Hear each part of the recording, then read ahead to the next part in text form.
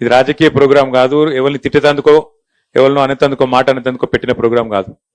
కేవలం కేసీఆర్ గారు ఆ రోజు ప్రభుత్వంలో ఉన్నప్పుడు ఒక మంచి ఆలోచన చేసిండ్రు. ఒకసారి ఈ ఆలోచన కూడా ఎక్కడికి వెళ్ళి వచ్చిందో కూడా మీకు చెప్పాలి. నిజానికైతే మనం ఎలక్షన్ల ముంగట చెప్పలేదు, ఇది చేస్తాం కార్యక్రమం అని చెప్పి ఎవరికి మాట ఇవ్వలేదు. ఒకరోజు సారు తన పొలం కాడికి పోతాడు కేసీఆర్ గారు. పోయేటప్పుడు మధ్యలో లక్ష్మాపురం అని ఒక ఊరు ఉంటుంది. హైదరాబాద్కి వెళ్ళి ఎర్రవెల్లి పోతుంటే మధ్యలో లక్ష్మాపురం అని ఒక ఊరు ఉంటుంది. ఆ ఊర్లే కొంతమంది రైతులు కొంతమంది మహిళలు ఆపమంటే కారు ఆపిండు. ఆపినాక వాళ్ళతో కొద్దిసేపు ముచ్చట పెట్టిండు. ముచ్చట పెడితే అందులో కొంతమంది పెద్ద మనుషులు కూడా ఉన్నారు. పెద్ద మనుషులు ఉంటే వాళ్ళు ఏదో కాగితం ఇచ్చి సార్కు చదివేతందుకు అవస్థ పడతాను. ఏది ఆ కాగితంలో ఏముంది చదువు అంటే చదివేతందుకు అవస్థ పడతాను. అవస్థ పడుతుంటే ఇద్దరిని చూసిండు, ముగ్గురిని చూసిండు. చూసినాక ఆయనంతట ఆయననే ఆలోచన వచ్చింది.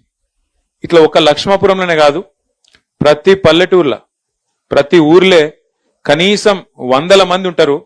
ఎందుకంటే చాలా మంది మనకు జ్వరం వస్తే డాక్టర్ దగ్గరికి పోతాం, ఏదంటే ఇంకేమైనా పెద్దదైతే డాక్టర్ దగ్గరికి పోతాం. కానీ కళ్ళు కనబడకపోతే దూరం పెట్టుకొని చదువుతాం, ఇట్లా చదువుతాం కానీ అంత వెంటనే డాక్టర్ దగ్గరికి పోయి అలవాటు లేదు మనకు.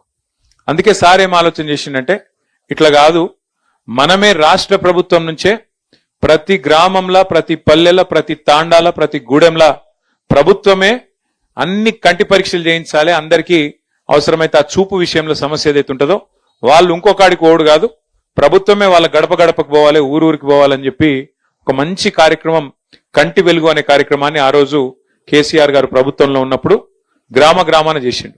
అప్పుడు మన వీర్నపల్లిలో కూడా చేసే ఉంటారు. చేసినాక అందరికి అద్దాలు ఇవ్వడం, అందరికి కావాల్సిన మరి వైద్య పరీక్షలు చేయడం, ఇవన్నీ కూడా మొత్తం రాష్ట్ర వ్యాప్తంగా కోట్లాది మంది ప్రజలకు మంచి బ్రహ్మాండమైన స్క్రీనింగ్ క్యాంపులు పెట్టి చేయడం జరిగింది. సరే, ప్రభుత్వాలు మారుతాయి, ఎందుకంటే ఎవరికి అధికారం శాశ్వతం కాదు, ఎవరు పర్మనెంట్ కాదు. ఆ సీట్ల మారింది. సరే, కారణం ఏమైపోయినట్టుకి మారింది. మారినాక నిజానికి ప్రభుత్వాలకు ఉండాల్సిన లక్షణం ఏంటంటే గత ప్రభుత్వం ఏదన్నా మంచి పని చేస్తే దాన్ని కొనసాగించాలి. మనం ఏం చేసినాం, గతంలో డాక్టర్ వైఎస్ రాజశేఖర రెడ్డి సాబ్ ఉన్నప్పుడు ఆరోగ్యశ్రీ అని ఒక పథకం పెట్టిండు. మన ప్రభుత్వం వచ్చింది కానీ ఆరోగ్యశ్రీ పథకాన్ని మనం ముట్టలేదు, దాన్ని కొనసాగించినాం. మంచి పథకం, ఇంకా మంచిగా చేయాలి, 5 లక్షల మందం కాదు అవసరమైతే 10 లక్షల మందం ఆరోగ్యశ్రీ పెంచాలని చెప్పి ఆలోచన చేసినాం. ఆ పథకాన్ని కొనసాగించినాం తప్ప తీసేయలే. అట్లాగే ఫీజు రీయింబర్స్మెంట్ అనే పథకం పెట్టిండు రాజశేఖర రెడ్డి గారు, అది కూడా మనం కొనసాగించినాం. గతంలో ఎవరైనా మంచి పని చేస్తే దాన్ని కొనసాగించాలి తప్ప తీసేయద్దు. మరి కేసీఆర్ ప్రభుత్వంలో కేసీఆర్ గారు ఆ రోజు కంటి వెలుగు అనే ప్రోగ్రాం పెట్టిండ్రు. ఈ ప్రభుత్వం కూడా కొనసాగించింటే మంచిగుండే, బాగుంటుండే. ఎందుకంటే ఎప్పటికప్పుడు ప్రతి సంవత్సరం జనాభా మన వయసు పెరుగుతూనే ఉంటది, జనాభా పెరుగుతూనే ఉంటది, సమస్యలు వస్తూనే ఉంటాయి, ఆరోగ్య సమస్యలు. కాబట్టి ఎప్పటికప్పుడు ప్రతి సంవత్సరం కంటి పరీక్షలు చేయించి ప్రతి ఊళ్ళే కళ్ళద్దాలిస్తే ప్రభుత్వానికి మంచి పేరే వస్తుంది తప్ప చెడ్డ పేరు రాదు. కానీ ఈ కాంగ్రెస్ ప్రభుత్వం వచ్చినాక ఎందుకో ఏమో వాళ్ళు కేసీఆర్ పేరంటేనే వాళ్ళకి నచ్చలేదు. వాళ్ళు ఏం పేరున్నా తీసి పక్కకు పెట్టుతున్నారు. పిల్లగాళ్ళు పుడితే కేసీఆర్ గారు ఆ రోజు ఒక మంచి కార్యక్రమం పెట్టిండు. ఆడపిల్ల పుడితే ప్రసూతి ప్రభుత్వ దవాఖానలు అయితే 13,000 రూపాయలు ఇచ్చేది, కేసీఆర్ కిట్ ఇచ్చేది. మగపిల్లగాడు పుడితే 12,000 రూపాయలు ఇచ్చేది, కేసీఆర్ కిట్ ఇచ్చేది. దానివల్ల ఏం లాభం జరిగింది? ప్రభుత్వ దవాఖానాలలో ప్రసూతులు పెరిగినాయి, మాతా శిశు మరణాలు తగ్గినాయి, పిల్లలు చచ్చిపోవడం తగ్గింది, మళ్ళీ మహిళలు కూడా తల్లులు కూడా చచ్చిపోవడం తగ్గింది, బాగా తగ్గింది. భారతదేశంలోనే మంచి పేరు వచ్చింది. కంటి వెలుగుకి ఎట్లయితే మంచి పేరు వచ్చిందో ఆ రోజు కేసీఆర్ కిట్ కూడా అట్లే మంచి పేరు వచ్చింది. కానీ ఈ ప్రభుత్వం వచ్చినాక కేసీఆర్ కిట్ తీసేసినారు. ఆ కేసీఆర్ కిట్టు కేసీఆర్ పేరు నచ్చకపోతే ఇందిరమ్మ కిట్ అని పెట్టుకునేది, నోడని కొట్టిండా, మార్చుకునేది ఉండే. కానీ తీసేసిరు మొత్తానికి.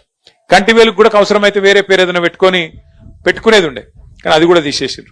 అందుకే నేనేమనుకున్నా అంటే ప్రభుత్వం చేసినా చేయకపోయినా మన రాజన్న సిరిసిల్ల జిల్లా కాడికి మాత్రం ఎవరైనా కొంతమంది తెలిసిన దోస్తులుంటే వాళ్ళని పట్టుకొని మనమన్నా చేయాలని చెప్పి సవేరి బాయి సాబ్ను పట్టుకుంటే ఆయన ముందుకొచ్చిండు. తప్పకుండా నేను చేస్తానా, మీకు కావాల్సినదంతా కూడా నేను ఏర్పాటు చేస్తా, వైద్యులను పంపిస్తా, మొత్తం ఏర్పాట్లు చేస్తా అన్నాడు. చెప్పిన మాట ప్రకారమే ఇక మనం అక్కడనో ఇక్కడనో కాదు, మనమే ఏర్పాటు చేసిన మండలం వీర్నపల్లి మండలం, మన ప్రభుత్వంలో గతంలో ఏర్పాటు చేసుకున్న మండలం, ఇక్కడనే చాలు చేయాలని చెప్పి వీర్నపల్లిని చాలు చేసినాం. మరి బ్రహ్మాండంగా 4 రోజులు ఇక్కడ వీర్నపల్లిలో, అక్కడ గర్జనపల్లిలో 2 దగ్గరల క్యాంపులు పెట్టిండ్రు.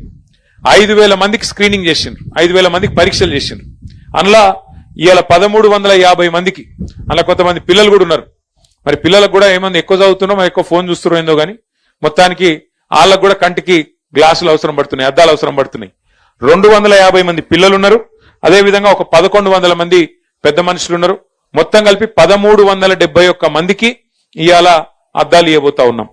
దాంతో పాటు ఒక 171 మందికి కంటిలో శుక్లాలు రావడం ఇంకా ఇతరత్ర సమస్యలు రావడం వల్ల వాళ్లకు ఆపరేషన్ అవసరం పడుతుంది అన్నారు. ఆపరేషన్ కూడా మనం ఎక్కడికో పోయే అవసరం లేదు. మన సిరిసిల్లలోనే గతంలో మనమే ఆ రోజు 6 కోట్ల రూపాయలతోని ఎల్వి ప్రసాద్ కంటి దవాఖాన పెట్టించినాం. కాబట్టి ఈరినపల్లికి వెళ్ళి బండి వస్తుంది, మిమ్మల్ని ఎక్కించకపోతుంది, సిరిసిల్లలో వైద్యం చేయించి ఆపరేషన్ చేయించి మళ్ళీ మీ ఇంటికాడ దిగబెట్టిపోయేటట్టు ఆ సౌలత్ కూడా ఏర్పాటు చేస్తా ఉన్నాం. కాబట్టి 171 మంది మీ కంటి ఆపరేషన్లు చేయించే బాధ్యత కూడా నాదే అని చెప్పి కూడా నేను తెలియజేస్తూ ఈ కార్యక్రమం వీర్నపల్లిలో మనం ప్రారంభించుకున్న తర్వాత దీన్ని ఆగన్న చెప్పినట్టు మొత్తం మన నియోజకవర్గంలోని మిగతా 4 మండలాలు మున్సిపాలిటీలో కూడా ఈ కార్యక్రమం చేస్తాం. ఆ తర్వాత పక్కనే ఉన్న వేములవాడ నియోజకవర్గంలో కూడా కార్యక్రమం చేసుకొని మొత్తం రాజన్న సిరిసిల్ల జిల్లా మొత్తం బోయిన్పల్లి కావచ్చు, ఇల్లంతకుంట కావచ్చు, అక్కడ కూడా చేపిద్దాం. జిల్లా మొత్తం మంచిగా చేసుకుంటే అప్పుడన్నా ప్రభుత్వానికి సోయొచ్చి వాళ్ళు మొదలు పెడితే మంచిదే. వాళ్ళకి మొదలు పెట్టి మేం చేస్తాం ఇక మీరు చేసేది అంటే పర్వాలేదు, ప్రభుత్వం ప్రజల ఖర్చుతో ప్రజల సొమ్ముతో చేస్తా అంటే నాకేం అభ్యంతరం లేదు. కానీ ప్రభుత్వం చేసినా చేయకపోయినా మనం మాత్రం మన నియోజకవర్గంలో మన జిల్లాలో ఈ కార్యక్రమాన్ని దిగ్విజయంగా చేసుకుందాం. మల్లేశం అన్న చెప్పినాడు మాకు ఒక వైకుంఠ రథం కావాలన్నాడు. తొందరలోనే మంజూరు చేసి ఒక నెలన్నర రోజుల్లో మీకు అది అందజేస్తా అని చెప్పి కూడా నేను అది కూడా మీకు విజ్ఞప్తి చేస్తూ, అట్లాగే తమ్ముడు సురేష్ కూడా, అట్లే మా తమ్ముడు అరుణ్ కూడా మరి కొంతమందికి ఇండ్లకు బిల్లులు వస్తలేవని చెప్పినారు. 24 మంది రోడ్డు విస్తరణకు సహకరిస్తే కూడా వాళ్ళకు బిల్లులు వస్తలేవు అని చెప్పినారు. నేను వెంటనే కలెక్టర్ గారితో అవసరమైతే మంత్రి గారితో కూడా మాట్లాడి వాళ్ళకు కూడా వెంటనే మరి డబ్బులు వచ్చేటట్టు చూసుకుందాం. రాజకీయాలు ఎప్పుడు ఉంటాయి, కానీ ఇవాళ రాజకీయాలు మాట్లాడే వేదిక కాదు. ఎవరిని తిట్టే అవసరం లేదు, ఎవరిని ఏమైనా అవసరం లేదు. మనకి ఇంకా ఎలక్షన్లు ఇంకో 2.5-3 ఏళ్ల దూరం ఉంది. కాబట్టి ఇప్పటి నుంచి ఏమి ఆరాటపడే అవసరం లేదు. పని చేసుకుంటూ పోదాం, మంచి పని చేద్దాం.